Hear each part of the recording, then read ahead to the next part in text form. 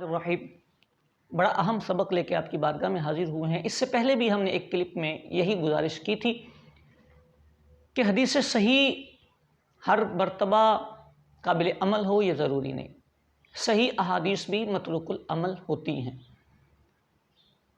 جو لوگ علم دین سے ناواقف ہوتے ہیں انہیں یہ غلط فہمی ہوتی ہے کہ ہر صحیح حدیث پر عمل کرنا ہے، بلکہ ایک طبقہ تو وہ ہے جو ہمیں بار بار یہ تانے دیتا ہے کہ تمہاری بخاری میں یہ لکھا ہے، تمہاری مسلم میں یہ لکھا ہے، تو لکھا ہے تو بابا ہم اس کے صحیح ہونے کا اقرار کرتے ہیں، لیکن آپ کو یہ باتیں پتہ ہونی چاہیے کہ ہر صحیح حدیث قابل عمل نہیں، کئی مرتبہ صحیح حدیث چھوڑی جاتی ہے۔ اس کے قانون ہیں، اصول ہیں، کیونکہ ساری صحیح احادیث طیبہ قابل عمل نہیں ہو سکتی۔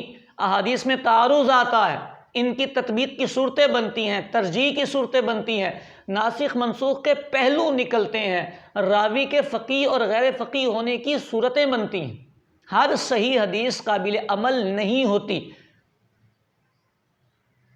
بعض دفعہ صحیح حدیث مبارکہ کو ترک کیا جاتا ہے دوسری حدیث کی وجہ سے، قرآن کی آیت کی وجہ سے، بلکہ بعض اوقات قیاس کی وجہ سے بھی حدیث پاک ترک کرنی پڑتی ہے، کیونکہ تقسیم کاری اور اصول اس بات کی تعیین کرتے ہیں کہ یہ والی صحیح حدیث مبارک جو سند کے اعتبار سے صحیح ہے، یہ اپنے الفاظ کے اعتبار سے اس میں خطا ہوگی۔ اب وہ عنوان کافی طویل ہے، ہم اس کا ایک پہلو ذکر کرتے ہیں۔ حدیث مبارکہ جب ہمارے سامنے آئے خبر واحد، تو اب اس کو یہ جو اعتبار ہم بیان کر رہے ہیں دو اعتبارات سے دیکھا جاتا ہے، اس کا راوی فقیہ ہے یا غیر فقیہ۔ یہ جو حدیث ہمارے سامنے آئی خبر واحد صحیح حدیث، اس کا راوی فقیہ ہے یا غیر فقیہ۔ فقیہ راوی صحابہ اکرام علیہم رضوان 1,00,000 سے زائد صحابہ، مختلف ان کی کیٹیگریز، کوئی صحابہ تاجر ہیں، کوئی بزنس مین ہیں، کسی کا اپنا کھیت ہے، کوئی کاروبار کرتے ہیں، کوئی اپنا دکان چلاتے ہیں، کوئی صحابی پڑھتے ہیں، کوئی مدرسے میں پڑھاتے ہیں، کوئی تدریس کرتے ہیں، کسی کا حافظہ مضبوط ہے، کسی کا حافظہ کمزور ہے، الگ الگ کیٹیگریز ہیں صحابہ کی، سارے صحابہ ایک درجے کے نہیں ہیں۔ کچھ فقیہ ہیں، کچھ غیر فقیہ۔ کچھ صحابہ وہ ہیں جو صحابہ کرام کے زمانے میں ہی مفتی مشہور تھے، لوگ ان سے مسئلے پوچھا کرتے تھے۔ کچھ صحابہ وہ ہیں جو مسئلے پوچھا کرتے تھے، مسئلے بتایا نہیں کرتے تھے۔ اگر صحابی راوی فقیہ ہو تو اس حدیث کا حکم الگ بنتا ہے، اور غیر فقیہ ہو تو اس کا حکم الگ بنتا ہے۔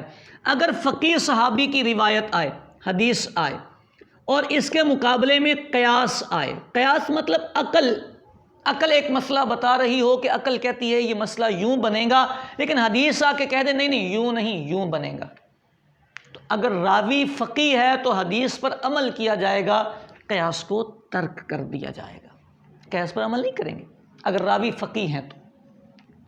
اور اگر راوی غیر فقیہ ہوں اور یہی صورت بنے کہ حدیث اور قیاس یعنی عقل الگ الگ فیصلہ کر رہے ہوں، حدیث کہہ رہی ہو کہ یہ عمل یوں ہوگا اور قیاس کہہ رہا ہو کہ یوں نہیں ہوگا، تو اس راوی کی جو روایت ہے اس کے مقابلے میں اگر قیاس آئے گا تو قیاس پر عمل ہوگا، حدیث مبارکہ متروک العمل ہو جائے گی۔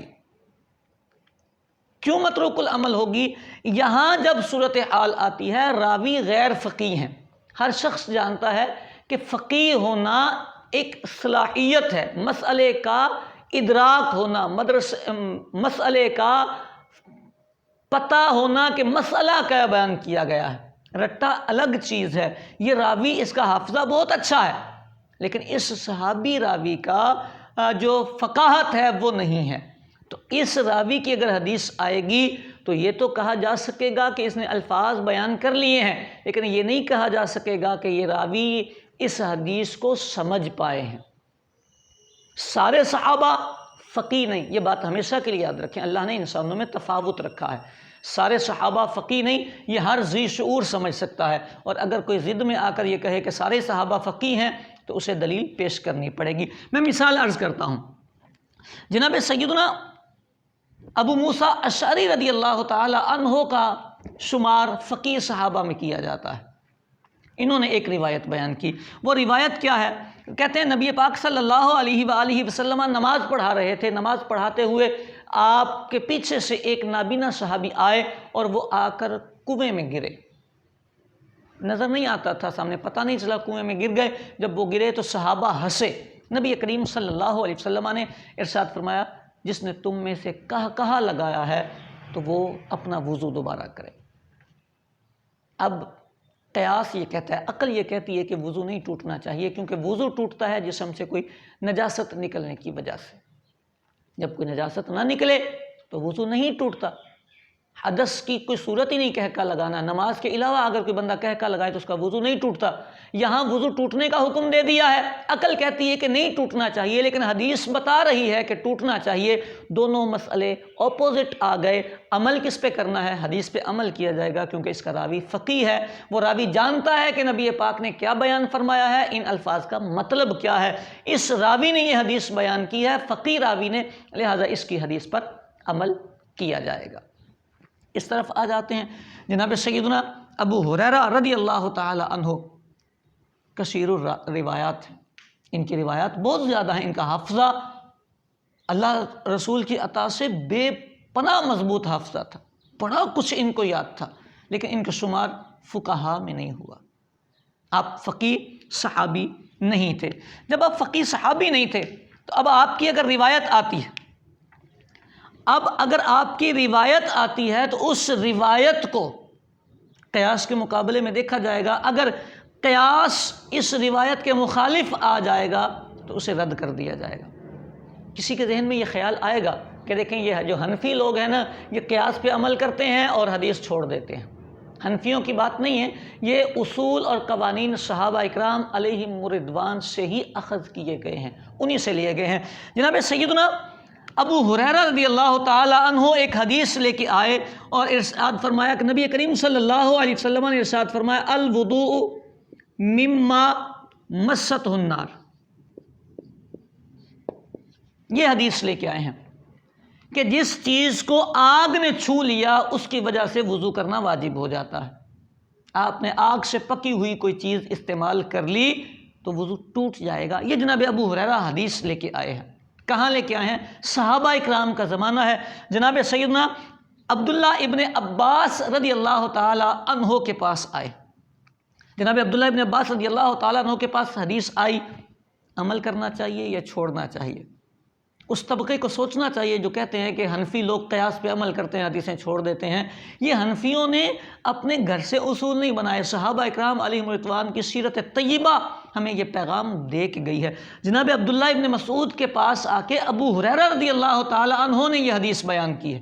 جناب عبداللہ ابن عباس جانتے ہیں کہ ابو ہریرہ غلطی نہیں کرتے، ان کا حافظہ بڑا مضبوط ہے. اس کے باوجود جناب عبداللہ ابن عباس رضی اللہ تعالی عنہ نے انہیں کہا ابو ہریرہ آپ نے حدیث بیان کر دی ہے، آپ ہمیں یہ مسئلہ بتائیں، اگر کوئی بندہ گرم پانی سے وضو کرے، آگ کے گرم پانی سے وہ بندہ وضو کرے تو کیا اس کا وضو ہو جائے گا؟ اس کا مطلب پتہ کیا ہے؟ مطلب یہ ہے کہ جناب عبداللہ ابن عباس نے اس حدیث کو ترک کر دیا، قبول نہیں کیا، اس پر عمل نہیں کیا. جناب عبداللہ ابن عباس رضی اللہ تعالیٰ عنہ کا موقف یہ تھا گرم پانی سے وضو کیا تو وضو ہو جائے گا. مطلب یہ کہ مما مست النار والی جو روایت آپ بیان کر رہے ہیں، آپ اس کا مطلب نہیں سمجھ پائے، آپ نے الفاظ بیان کیے ہیں. یہ ایک اصول بنا، طریقہ بنا کہ حدیث صحیح آئے، خبر واحد ہو تو اس کا اگر راوی فقیہ ہوگا تو حدیث پر عمل کیا جائے گا، قیاس چھوڑ دیا جائے گا. لیکن اگر غیر فقیہ راوی ہو تو اب قیاس پر عمل کیا جائے گا، حدیث ترک کر دی جائے گی. جناب عبداللہ ابن عباس نے قیاس کیا، عقلی بات کی کہ ابو ہریرہ عقل تو یہ کہتی ہے کہ وضو نہ ٹوٹے، کیونکہ گرم پانی سے وضو کرنے سے وضو ہو جاتا ہے.